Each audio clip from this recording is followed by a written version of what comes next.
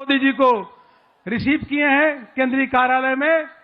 प्रधानमंत्री मोदी जी के देख किस प्रकार से भव्य मोदी मोदी।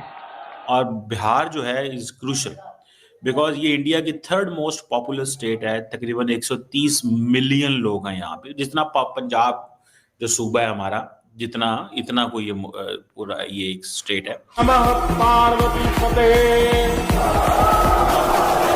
अब बिहार के इलेक्शन इस बारी जो 15% वोट ज्यादा पड़े हैं, तो लगता ही है कि मोदी जो है वो उसकी गवर्नमेंट को। बिहार में मुसलमानों की तादाद तकरीबन आप कह सकते हैं लगभग 18% की है, और कुछ हल्के तो ऐसे हैं जहां उनकी तादाद 80% तक भी चली जाती है। बिहार इलेक्शंस के रिजल्ट्स आ रहे हैं, जिसमें पीएम मोदी की पार्टी जो है या उनके साथ जो कोलिशन में जो पार्टीज हैं वो बहुत ही जबरदस्त तरीके से हमें जीतते हुए दिखाई दे रहे हैं। गर्दा उड़ा दिया है बॉस, और नीतीश मोदी की जोड़ी ने वो करके दिखाया है जिसकी उम्मीद एग्जिट पोल भी नहीं कर पाए थे। तेजस्वी यादव अपनी ही सीट हार रहे हैं राजपुर की, और राहुल गांधी जो उसका करीबी था उसके साथ खड़ा हुआ, वो देश छोड़कर भाग गया है। नहीं चाहेगा कि पाकिस्तान जैसा मुल्क जो पहले ही एक इकोनॉमिक क्राइसिस से निकलने की कोशिश में है, अभी निकले भी नहीं है हम, और हमारे गवर्नेंस के बीच में है, हमारे इंटरनल पोलराइजेशन बहुत है, यूनिटी मिसिंग है, दोबारा से लोगों के दरमियान डिवाइडेड है लोग।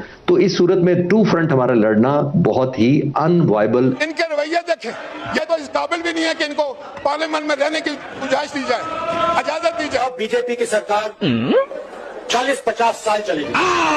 यही बात तो हम तुम्हारे मुंह से सुनना चाहते थे। हम क्यों डरते हैं मोदी से? हमें कहते हैं कि जी हम लोग जब कहते हैं कि जी मोदी के साथ बातचीत है लीडरों की या बाकियों लोगों के साथ है, तो फिर हमें बुरा भला कहते हैं। हम क्यों नहीं कह सकते कि नरेंद्र मोदी झूठा है? उसने शहबाज शरीफ को कोट किया नेशनल टीवी पे और कहता है कि जी वो तो खुद कहता है कि पाकिस्तानी कौम भिखारी। तो भैया बिहार इलेक्शन का पूरा रिजल्ट आ चुका है और बीजेपी सबसे बड़ी पार्टी उभर के सामने आई है और एनडीए को बहुत ही बड़ी प्रचंड बहुमत मिली है, और प्रचंड बहुमत के साथ बिहार में एक बार फिर से एनडीए की सरकार बनने वाली है, जो कि विपक्षी को पेट में दर्द हो रहा है, चाहे राहुल गांधी हो या फिर जो सीएम बनने के सपने सजा के बैठे थे लालू प्रसाद के बेटे तेजस्वी यादव, वो हो या फिर पाकिस्तान तक इसकी शोर सुनाई दे रही है। पाकिस्तानी इतने छटपटाए हुए हैं कि आखिर मोदी हर बार कैसे जीत जाता है, क्योंकि आपको पता है कि अगर बिहार का इलेक्शन भाजपा अगर हार जाती तो केंद्र में जो एनडीए की सरकार है, नीतीश के वजह से, चंद्रबाबू नायडू की वजह से, वो गठबंधन टूट जाता और हो सकता था कि फिर से पीएम का चुनाव हो जाए। लेकिन विपक्षियों के मंसूबों पे और पाकिस्तानियों के मंसूबे पे पानी फिर चुका है, जिससे पाकिस्तानी पूरा छटपटाया हुआ है। देखिए इस वीडियो में कमर चीमा कैसे बौखला रहा है कि नरेंद्र मोदी कैसे ये इलेक्शन जीत गए। नरेंद्र मोदी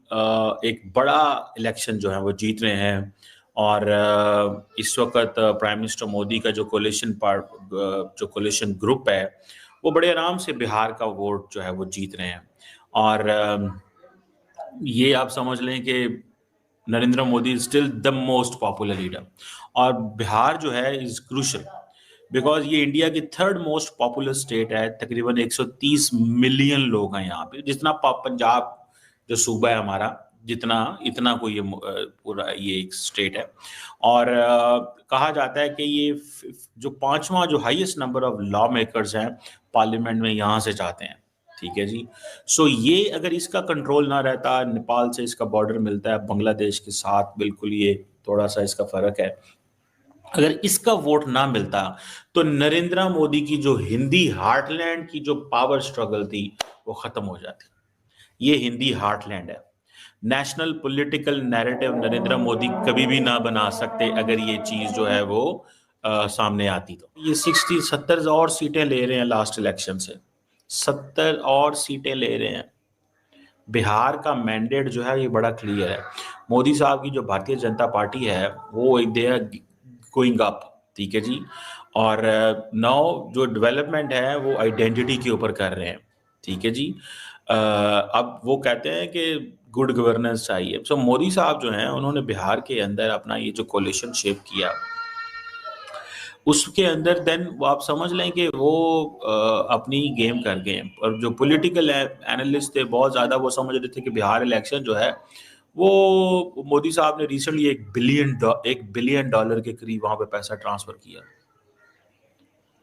मोदी साहब ने ये सितंबर के अंदर 853 मिलियन डॉलर, $1 बिलियन ही हुआ है ना, खवातीन को दिया एम्प्लॉयमेंट प्रोग्राम के तहत।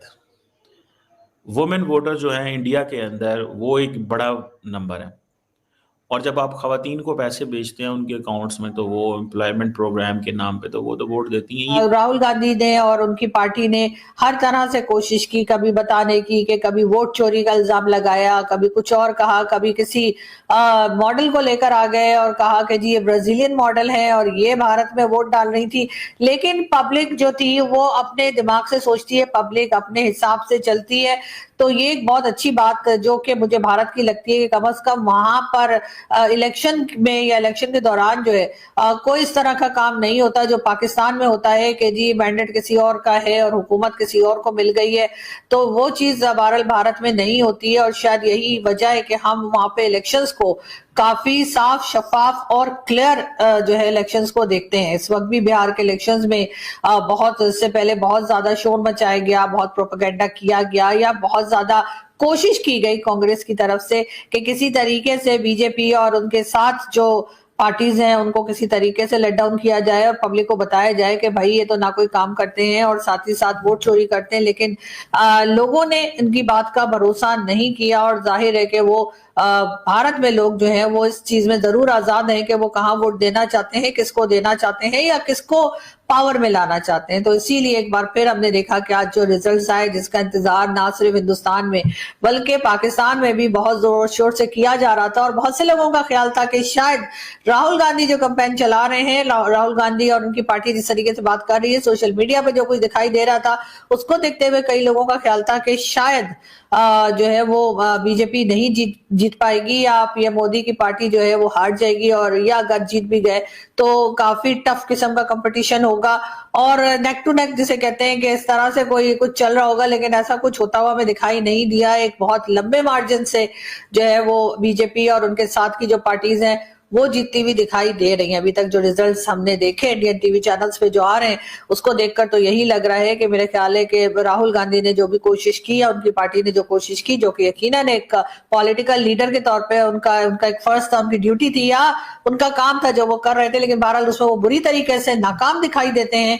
और प्राइम मिनिस्टर मोदी और उनके साथ की जो पार्टीज है वो हमें बहुत ही शानदार तरीके से आगे बढ़ते हुए और जीतते हुए दिखाई दे रहे हैं। इसका मतलब यही है कि जो पब्लिक है वो इस वक्त भी जो है इस वक्त की गवर्नमेंट जो मौजूद है भारत में उसी का साथ दे रही है। और उन्होंने तो शुरू कर दिया काम और हमने क्या कर रहे हैं, हम बैठ के फैसला करें, मिलजुल के फैसला करें कि हमने क्या करना है। दुनिया के ममालिक आज ये दुनिया में आप तो देख रहे हैं कि जिसकी ताकत है लोग उसके साथ है।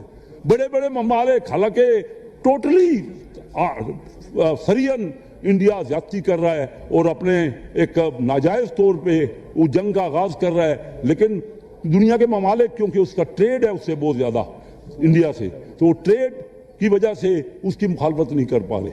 हमें चाहिए कि हम अक़वाम मुत्तहिदा में जाके हम बड़े बड़े जो दुनिया में इदारे हैं उनके पास जाके, क्योंकि हम किसी सूरत में जंग नहीं चाहते, लेकिन हमें इसका मतलब ये है कि हम कमजोर नहीं हैं। हम अपने जगह पे जो कुछ भी है हम डिटरमिन्ड होके और हम हौसले से जरूर जंग का जवाब, ईंट का जवाब पत्थर से देंगे, लेकिन साथ साथ हमें अपने आप को मजबूत करना है। हमने देखना है कि क्या कहां हमारी एनडीए की जीत के अंदर भी जो आंकड़े सामने आ रहे हैं उसकी वजह से सेंटर की राजनीति और स्थिर हो रही है, 2029 से पहले स्टेबल हो रही है। और मानो या ना मानो Nitish Babu has also been cut to size. मैं कोई उन्हें डिमीन नहीं कर रहा हूं, लेकिन राजनीतिक पॉइंट ऑफ व्यू से कर रहा हूं, ब्लैकमेलिंग के पॉइंट ऑफ व्यू से कर रहा हूं, अपनी कंडीशन रखने के लिए पॉइंट ऑफ व्यू से रख रहा हूं कि केंद्र की सरकार मजबूत हो चुकी है। इस चुनाव के बाद